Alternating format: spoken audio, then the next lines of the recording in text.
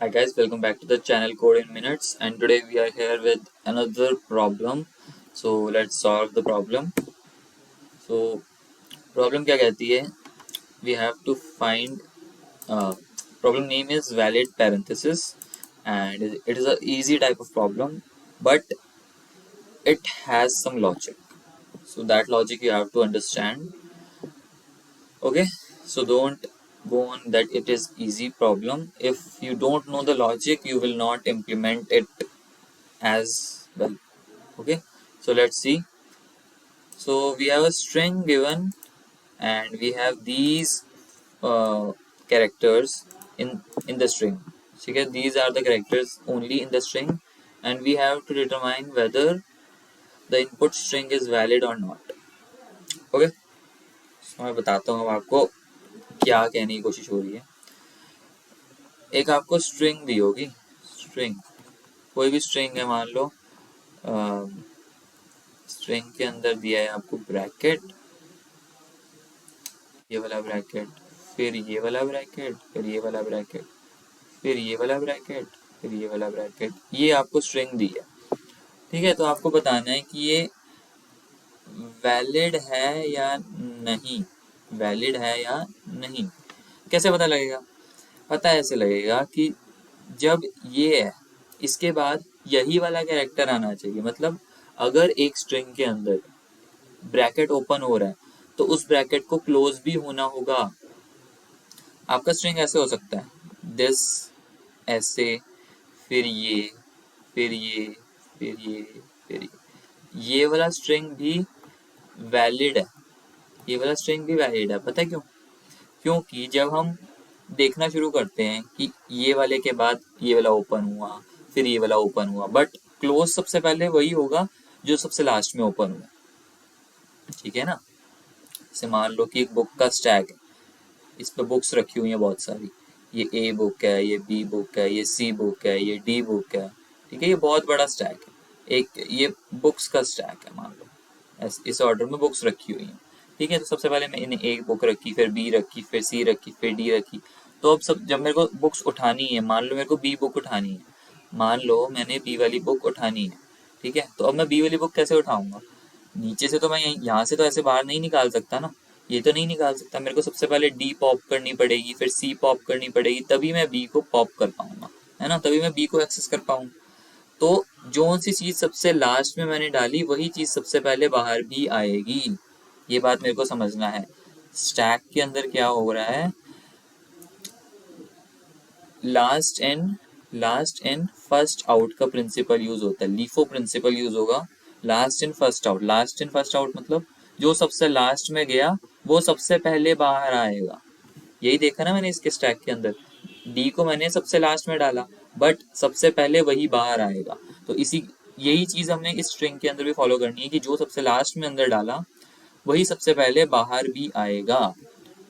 इसको मैंने सबसे पहले डाला था, यही बाहर आया, फिर इसको डाला, फिर यही बाहर आया, फिर इसको डाला, फिर यही बाहर आया.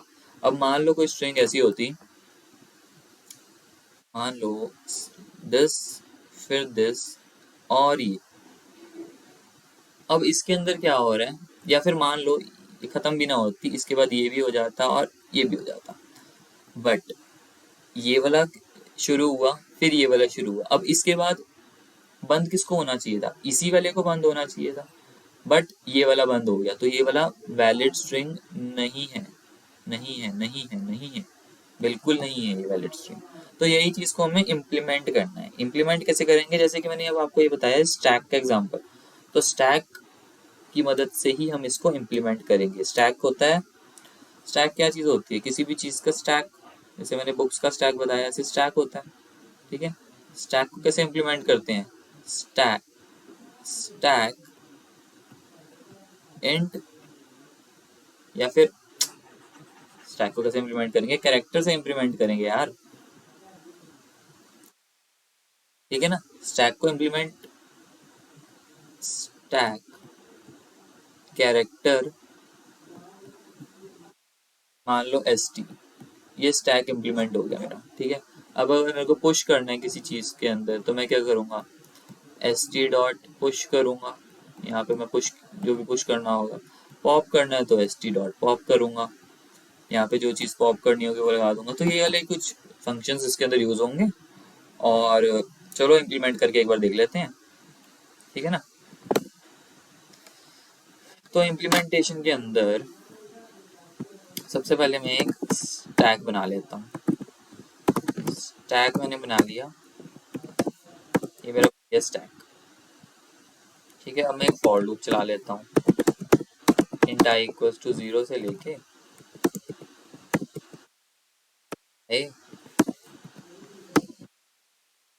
आई लेस देन, कब तक चलाना है मेरे को, जब तक मेरा कैरेक्टर नल नहीं हो जाता, जब तक मेरा कैरेक्टर नल नहीं हो जाता।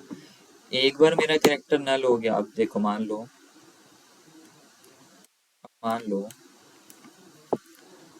जो हमारा स्ट्रिंग है वो कैसे होता है, स्ट्रिंग जो भी होगा, जैसे मान लो ए बी सी जो स्टोर होगा किसी भी चीज़ के अंदर, किसी भी वेरिएबल के अंदर जब स्टोर होगा, सी एच के अंदर भी मैंने इसको स्टोर एस के अंदर जब मैंने ए बी सी को स्टोर किया, तो वो ए बी सी डायरेक्ट नहीं हुआ, उसके लास्ट में एक नल कैरेक्टर भी आता है, ये इसलिए आता है क्योंकि ए बी सी के बाद जब कंपाइलर ए को ट्रावर्स करेगा, फिर बी को ट्रावर्स करेगा, फिर सी को ट्रावर्स करेगा, फिर जब इसके पास नल आ जाएगा, ये वाला \n\0 आ जाएगा, तब उसको पता चल जाएगा कि स्ट्रिंग सिर्फ यही थी, क्या थी स्ट्रिंग, सिर्फ यही वाली स्ट्रिंग थी हमारे पास, ठीक है ना। उसको पता लग जाएगा ये बात, ठीक है। तो ये बात हमें ध्यान में रखनी है। तो \0, अब i++,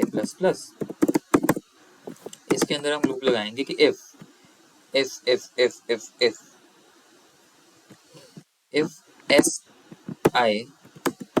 इक्वल्स टू अगर वो ये होता है, ठीक है, और s of i equals to अगर वो ये होता है, या फिर s of i equals to या वो ये होता है, ठीक है। ये तीन ही केसेस हैं, तीन ही ब्रैकेट के टाइप हैं। तो क्या करो, st डॉट पुश कर दो s ऑफ i को पुश कर दो, ठीक है। एल्स इफ अगर मान लो ये जो हमारा स्टैक है वो एम्प्टी पड़ा हुआ है, अगर वो एम्प्टी पड़ा हुआ है तो क्या कर दो, रिटर्न कर दो फॉल्स। अगर मान लो कि हमने स्ट्रिंग ट्रावर्स करना शुरू किया बट हमारे स्ट्रिंग के अंदर कुछ है ही नहीं, हमने फॉल्स रिटर्न कर दिया, ठीक है ना। एल्स इफ अगर अब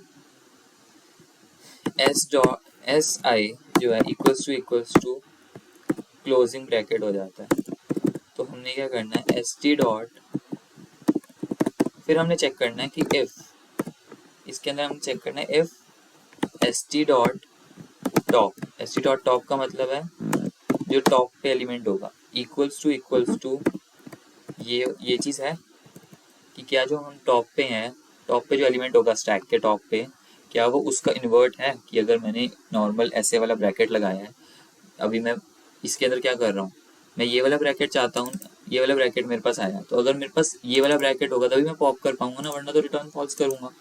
तो अगर ये वाला ब्रैकेट है तो मैं क्या करूंगा, मैं कहूँगा एस टी डॉट पॉप कर दो, पॉप कर दिया मैंने। एल्स अगर नहीं है तो भैया रिटर्न कर दो फॉल्स को, ठीक है, रिटर्न कर दो फॉल्स को। अब यही चीज़ जो है, यही मैं कॉपी करता हूँ और सेम बाकी तीन ब्रैकेट्स के लिए भी लगा देता हूँ, ठीक है ना।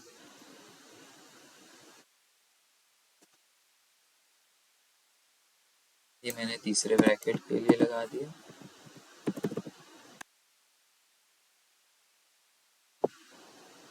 ये वाले केसेस ही हो सकते हैं कि आए तो, ठीक है। अब इसके बाद क्या होगा, मैं फॉर लूप से बाहर निकल जाऊंगा, तो बाहर निकल के बाद अगर अगर जो है मेरा स्टैक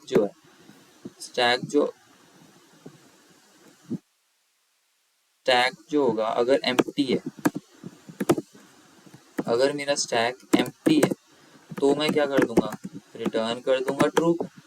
ये अगर मान लो सारे ट्रांजैक्शन करने के बाद जब स्ट्रिंग से मैं बाहर आ गया, मेरे पास स्ट्रिंग में कुछ भी नहीं बचना चाहिए, तो स्ट्रिंग अगर एम्प्टी है, स्टैक एम्प्टी है, तो रिटर्न ट्रू कर दूंगा कि ठीक है वैलिड थे पैरेंथेसिस सारे। एल्स मैं क्या करूँगा, मैं कर दूंगा रिटर्न फॉल्स। ठीक है ना, इतना मैं करूँगा। ठीक है, अब इसको रन करके देखते हैं। मेरे हिसाब से तो कोड ठीक चलना चाहिए। और ये सबमिट हो गया है, आंसर हमारा 100% बीट कर गया है। ठीक है, वैसे छोटी सी गलती थी इसके अंदर कि यहाँ पे क्या था, हमने आई लिखा हुआ था बट एस ऑफ आई आना था और नॉट इक्वल टू आना था, कि जब तक वो इक्वल नहीं होता तब तक हमने लूप चलाना। बेसिकली बाकी सब ठीक ठाक है। ओके, आई होप कि आपको कोड समझ में आ गया होगा। ठीक है ना, कोड समझ में आ गया और लॉजिक भी समझ में आ गया स्टैक वगैरह का कि कैसे क्या होगा। ठीक है ना, तो आज की वीडियो के लिए इतना ही रखते हैं। बाकी अब नेक्स्ट वीडियो पर किसी नए क्वेश्चन के साथ आएंगे। Okay, till then bye.